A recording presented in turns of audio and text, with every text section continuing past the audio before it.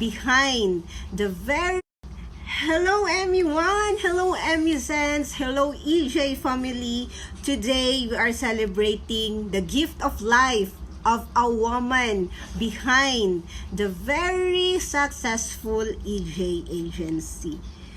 To a woman with a heart of gold and soul that uplifts, you pour love into others so effortlessly, shaping lives with grace and care.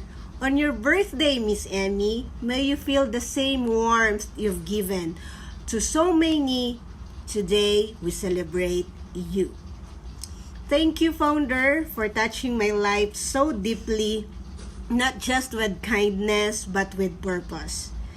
You've been an instrument of God, guiding me gently towards Him and reminding me of beauty in living a life with goodness, grace, and faith. Your words, your presence, and your example have brought light to my journey. Thank you, Founder, for seeing something in me I didn't yet see in myself. Because of you, I've grown in ways I never imagined possible. You helped me shine, not just on outside, but deep within. And for that, I'll always be grateful. Thank you so much, Founder. I really don't say this often, but I love you, Founder. But wait, everyone, this is not yet done.